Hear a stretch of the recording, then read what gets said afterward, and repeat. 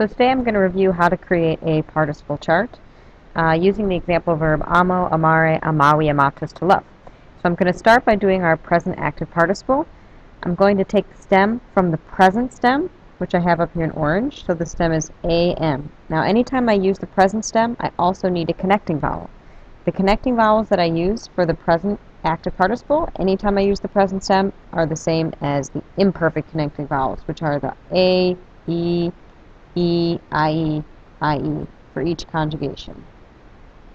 So because amo amare is a first conjugation verb, I'm going to use an A as my connecting vowel. And I'm going to add the ending ns to make our nominative form for masculine, feminine, and neuter.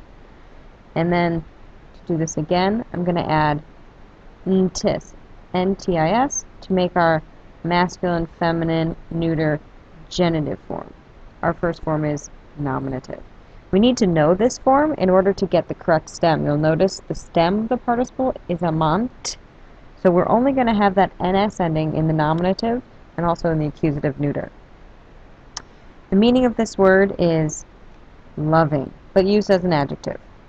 So a way to remember this is the word present has an nt in it. That's the clue you're looking for to know you have a present active participle.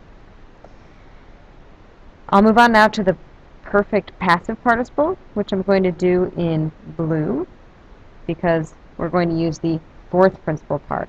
Actually, the nice thing is that the fourth principal part is the perfect passive participle, except to make it an adjective, we'll add our us, so we have our masculine, feminine, and neuter nominative forms. The meaning for the perfect passive participle is having been loved. Now some people leave out the having been, that's okay. You can just say loved, but it needs to sound like an adjective. So that's a very loved boy, not like a verb. He loved the girl. So now we'll go down to our future active participle. We use the same stem as we had from the perfect passive participle, so the fourth principal part, I'll keep writing in blue. But instead of amat tusaum, we take the stem amat, but we add our ur and then our us. So amatura, samatura, amaturum. The way to remember this one is the word future has the letters ur in it, which indicates our future active participle. See the ur there.